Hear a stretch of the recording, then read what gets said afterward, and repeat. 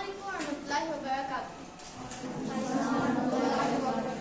It's me Adiba Javed from class 5th Purple, and today I am going to deliver a lecture on habitat, its components, adaptation and acclimatization. But before going to our topic, we will first know about life. What is life? Life is a state of being living. An organism is said to be alive when it has ability to grow, respond to stimuli, show transformation and perform reproduction. ये life क्या होती है?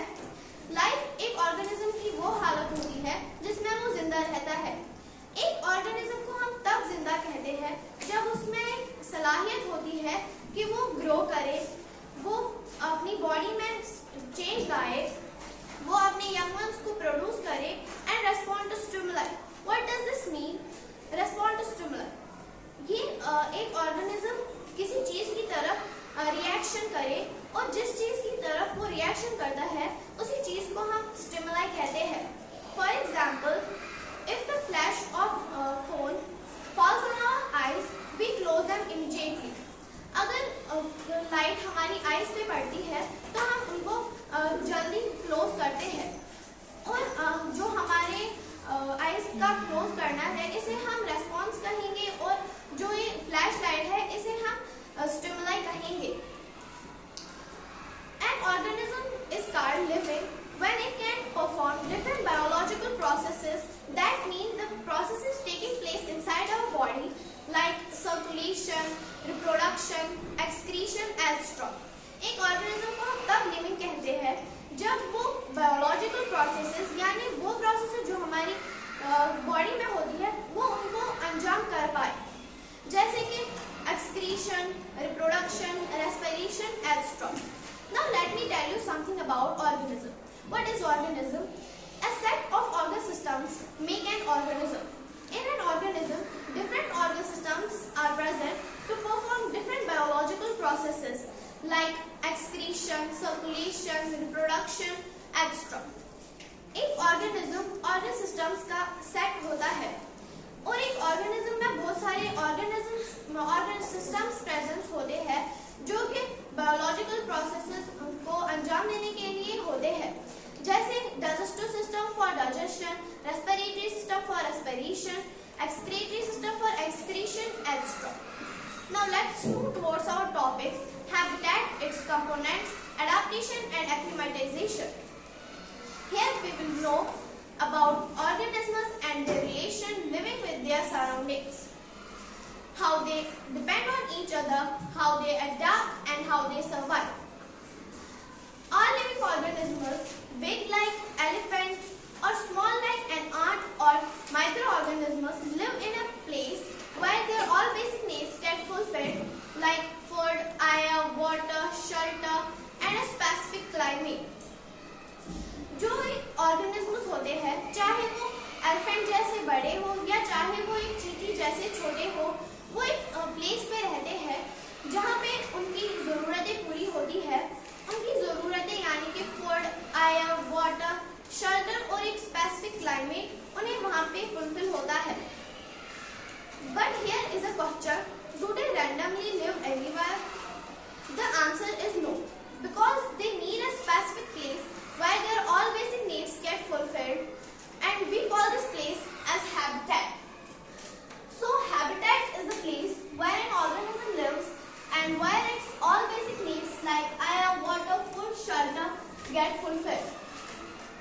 Habitat वो जगह होती है जहाँ पे एक ऑर्गेनिज्म रहता है और जहाँ पे उसकी सारी ज़रूरतें पूरी होती है, जैसे कि food, shelter, space, air, water, etcetera. जैसे कि हम ह्यूमंस लैंड पे रहते हैं जहाँ पे हमारी सारी ज़रूरतें पूरी होती है, तो ये हमारा हैबिटेट है। यहाँ पे हमें फूड भी मिलता है, एयर भी मिलता है, वाटर भी मिलता है और स्पेस भी है यहाँ पे। ऐसे ही जो बाकी ऑर्गेनिजम्स हैं उनका भी अपना हैबिटेट होता है, जैसे कि fish, it lives in water, so water is its habitat, और यहीं पे इसकी सारी ज़रूरतें भी पूरी होती है। Some organisms spend most of their time in air, so air is their habitat, like birds. उन्हें भी वहाँ पे अपनी सारी ज़रूरतें What is this shelter? It's a place where we remain safe. ये वो जगह होती है जहाँ पे हम सेफ रहते हैं. For example, हमारा शेल्टर हमारा घर है, a house, जहाँ पे हम सेफ रहते हैं. ऐसे ही जो बाकी ऑर्गेनिजम्स है उनका भी अपना शेल्टर होता है. Like birds, their shelter is their nest, where they lay their eggs and where they remain safe. अब बात करें वाइल्ड एनिमल्स की, वो कहाँ पे रहते हैं. ये बात अलग है कि हम कुछ एनिमल्स को अपने घर के आसपास रखते हैं जिन्हें हम डोमेस्टिक एनिमल्स कहते हैं क्योंकि वो हमें फायदा पहुंचाते हैं. फॉर एग्जाम्पल काउ, इसको हम अपने घर के आसपास रखते हैं.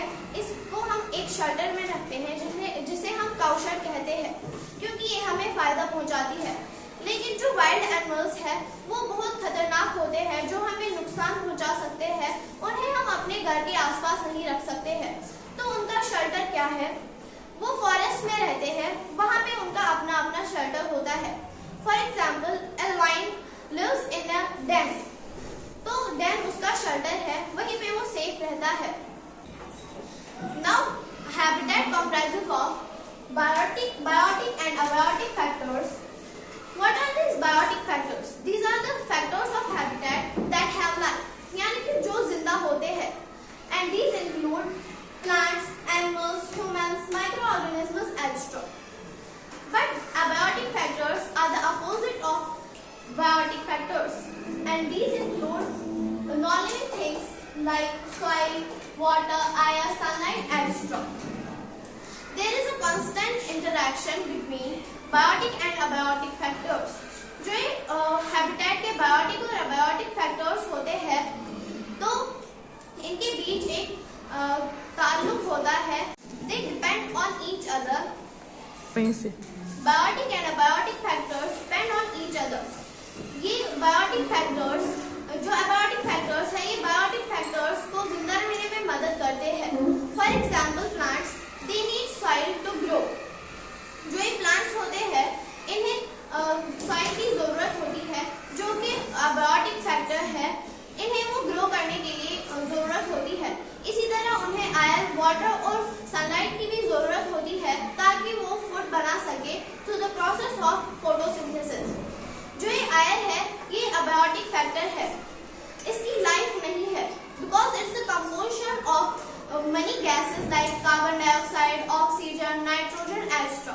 और जो ये गैसेस है ये अलग अलग सोर्सेज से आते हैं, जैसे animals release carbon dioxide during respiration, plants release oxygen during photosynthesis, and these gases form the air which is abiotic factor of habitat.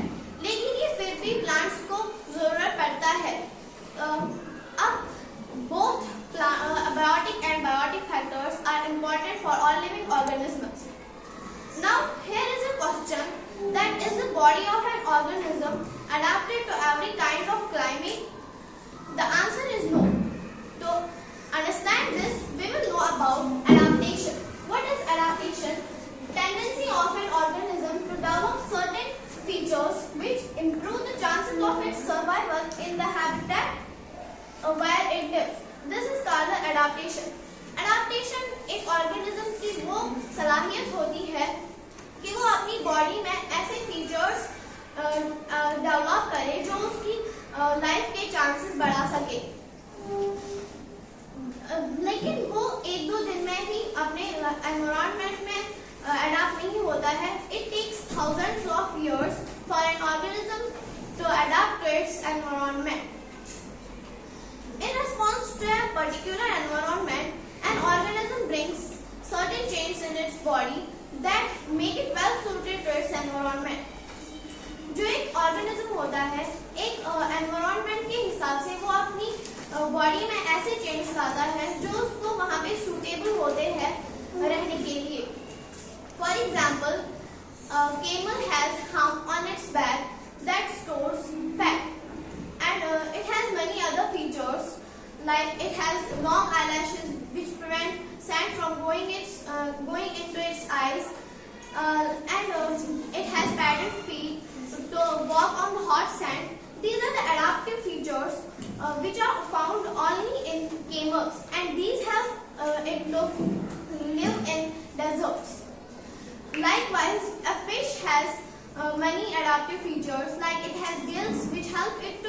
absorb the dissolved oxygen in water. It has scales on its body to prevent its body from decay, and it has fins and tail to swim in water. These are also the adaptive features that are found in fish which help it to live in water. Now there are some changes that can happen in an organism for a short period of time, and these changes are called acclimatization. जो एक organism, for example, a person living in plains finds it difficult to live in mountains for a short period of time. जो एक person होता है, अगर एक person जो कि प्लेन्स में रहता है जहाँ पे बहुत सारे प्लांट्स होते हैं और वहाँ की ऑक्सीजन लेवल भी अच्छी खासी होती है, अगर उसी पर्सन को अचानक से माउंटेन्स में रहना पड़ा तो उसको वहाँ पे पहले बहुत डिफिकल्टीज होंगी. Like he would have nose bleeding, mouth bleeding, and he would also face difficulties in breathing because he was adapted to the oxygen level in his own habitat, the plains. और जब वो mountains में गया जो कि high altitude है जहाँ पे ऑक्सीजन लेवल कम होती है, तो उसको पहले बहुत डिफिकल्टीज हुई, लेकिन 1-2 दिन के बाद वो फिर से नॉर्मल हो गया क्योंकि उसकी बॉडी में ऐसे चेंज डेवलप हो गए थे जो उसको वहाँ पे रहने के लिए मदद कर रहे थे, और यही चेंज होते हैं acclimatization. Now, as we all know that both adaptation and acclimatization are the processes of developing different features in a body of organism. So, what is the difference between them? Let me tell you. As I told you that acclimatization is the adjustment of body for a short period of time to overcome the small changes in the environment. जो acclimatisation होती है ये body की adjustment होती है कि वो उस एनवायरनमेंट में अडाप्ट कर सके जहाँ पे छोटी चेंज आती है, but it's a temporary change and also a reversible change.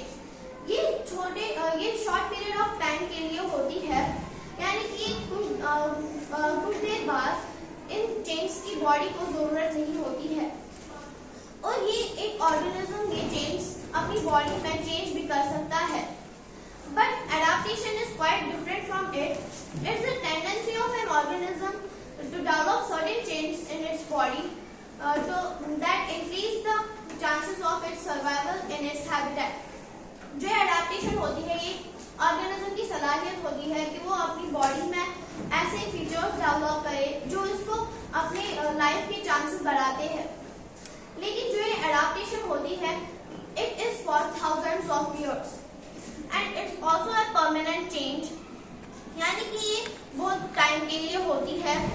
Also it's a reversible change, यानी कि एक ऑर्गेनिज्म में अगर ये एडाप्टेशंस के फीचर्स डेवलप हो गए तो वो उन्हें चेंज नहीं कर सकता है.